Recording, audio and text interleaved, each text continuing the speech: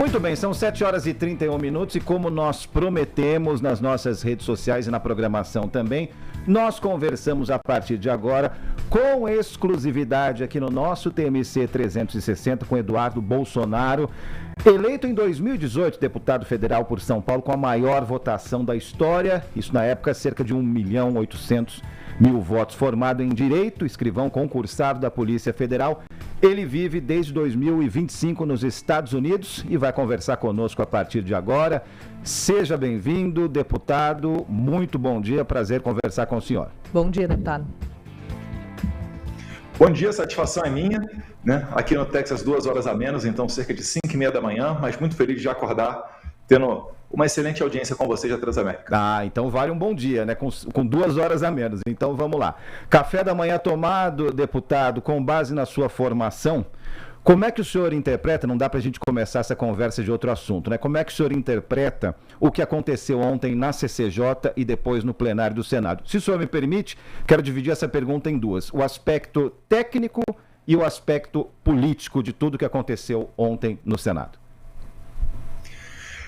É o assunto do momento, né? A rede social está aí fervorosa aqui só comentando desse assunto, porque é a primeira vez em mais de 130 anos que uma indicação do presidente da República é rejeitada no Congresso. Então, pelo ponto de vista técnico, é algo histórico, né? Nunca antes nesse país foi vista uma rejeição de uma pessoa indicada pelo presidente. Mas se você for analisar alguns outros aspectos, ainda dentro da parte técnica, houve uma injeção das chamadas emendas parlamentares, alguns bilhões para tentar convencer, né, senadores a votarem a favor da indicação do presidente Lula no Messias, e ainda assim ela não resultou numa vitória.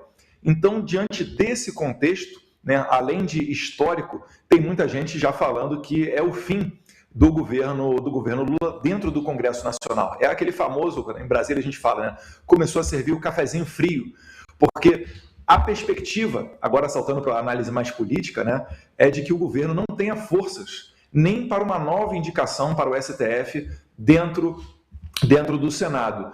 Então, a situação realmente não é das melhores para o Lula e politicamente é uma grande sinalização de que o centro, ao menos, né, a sua grande maioria, não irá com a esquerda para essa eleição. Ou seja, é mais um indicativo de que a eleição desse ano está pendendo mais para a direita e que não vale a pena, nem recebendo muitas emendas em ano eleitoral, você cerrar fileiras com o governo do PT. Então, né, eu que não sou isento, né, adianto para vocês que foi um dia de muita celebração ontem e agora falando mais do público da direita, né, o Messias ele foi muito criticado devido a algumas condutas, né, algumas resoluções assinadas abortistas, outras por parte de perseguição. Eu mesmo, né, li notícias da imprensa à época das sanções contra o ministro Alexandre de Moraes e também no tempo das tarifas, que a AGU contrataria um escritório nos Estados Unidos para auxiliar o governo federal e essa conta, cerca de 3 milhões de dólares, seria enviada para que eu e o Jair Bolsonaro pagássemos. Então, o AGU ele acabou militando muito e acabou sendo muito identificado com a esquerda mais radical. Eduardo, queria perguntar ao senhor sobre a articulação política para a rejeição de Messias. Ontem, depois da votação do Senado, o seu irmão, pré-candidato à presidência, Flávio Bolsonaro, disse que não participou dessas conversas, mas o senhor e o seu outro irmão, Carlos Bolsonaro, falaram, inclusive, em publicações nas redes sociais, que venceram esse processo, que a direita venceu, que foi um dia de vitória, de comemoração, como o senhor mesmo disse. Davi Alcolumbre, presidente do Senado, ele surgiu ontem à noite, hoje, como um personagem responsável pela rejeição. Mas como foi essa articulação? Olha, de fato, né, eu vi a declaração ontem do meu irmão, do senador Flávio Bolsonaro, eu achei que ele foi muito humilde e muito sincero, né, autêntico, ao falar que, olha, a criança é bonita, mas eu não sou o pai da criança.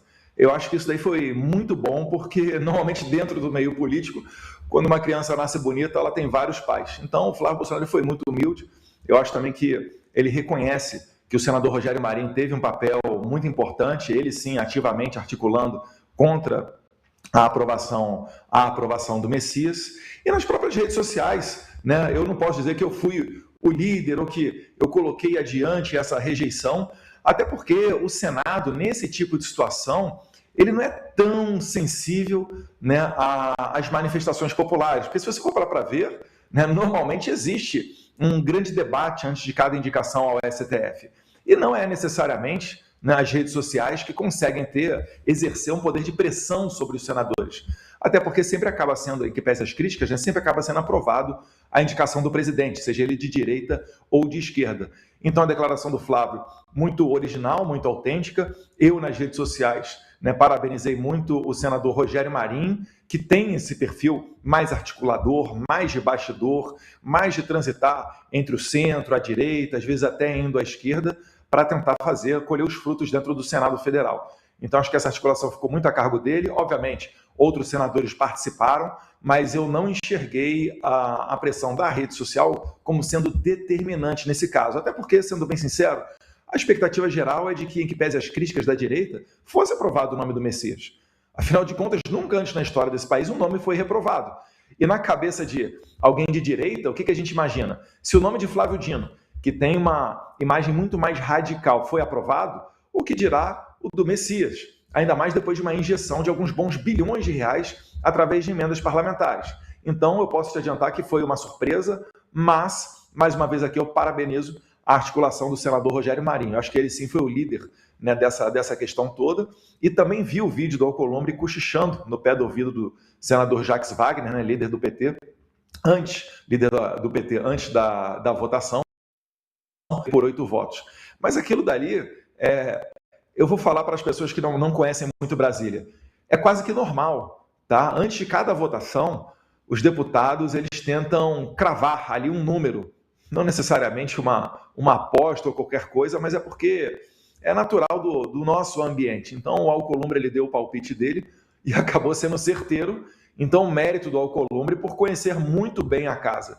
E aí vai pesar, sim, mais críticas em cima do presidente do Senado, porque ele tem um peso muito determinante, por ter o poder de agenda, ele consegue ter muito poder para influenciar os senadores. E certamente o Alcolumbre ali, ele vai, eu não sei se sofrer retaliações, mas ele ainda vai colher outros desdobramentos dessa votação de ontem, com certeza. Agora, deputado, o senhor tocou num ponto fundamental, né? E pensando no futuro, pensando num próximo presidente da República, acho que vale a pena a gente explorar rapidamente esse tema. O senhor acha que as sabatinas caducaram, esse sistema não funciona mais? Porque, como o senhor colocou, foi mais de um século de chancela. Independentemente do presidente ser de centro, direita, esquerda, né? Direita e esquerda, ele foi chancelado pelo Senado, né? Então, o senhor acha que, em termos de análise técnica, pensando na representatividade do país lá fora, esse modelo meio que não funciona mais? Eu não iria tanto por essa linha. Eu acho que a democracia, mais ou menos o que o Winston Churchill falava, né? De todos os sistemas, pelo menos é o menos pior. O sistema, na verdade, ele não tem que aprovar ou desaprovar. É claro, eu sou um conservador, eu tenho minhas críticas com relação ao Messias, e estou muito feliz que foi reprovado o nome dele. Mas o fato de sempre ter sido aprovado, eu não vejo como uma necessidade de mudança desse sistema. Se o senador faz um trabalho ruim, olha, então cabe à população, aos eleitores dele mudar, né? Esse ponto é um ponto muito interessante, porque gera muito debate, inclusive dentro do Congresso Nacional. Mas eu digo que eu tenho muitas críticas, eu talvez mudaria um pouco o sistema eleitoral brasileiro, mas não, essa maneira da sabatina eu não mudaria nesse momento. Por exemplo, uma das críticas que eu tenho, que eu gostaria que fosse implementada, seria um mandato fixo para os ministros da Suprema Corte. Porque enquanto você muda o Poder Executivo, você muda o Congresso a cada 4 anos, a Suprema Corte é um mandato vitalício, até os 75 anos de idade, se quiser, né? O juiz da Suprema Corte fica lá no STF. E aí isso daí também faz com que os presidentes sejam mais inclinados à indicação de nomes mais jovens e não necessariamente os mais qualificados. E se você tiver um mandato fixo, como é, por exemplo, em Portugal, né, de 5, 6, 7 anos, isso daí seria sanado e o Supremo Tribunal Federal andaria mais ou menos na mesma velocidade do Congresso e do Poder Executivo. Porque não faz sentido você mudar o Executivo, o Legislativo e não mudar, né, a Suprema Corte. Você esperar ali décadas para que a Suprema Corte seja oxigenada com essas novas ideias.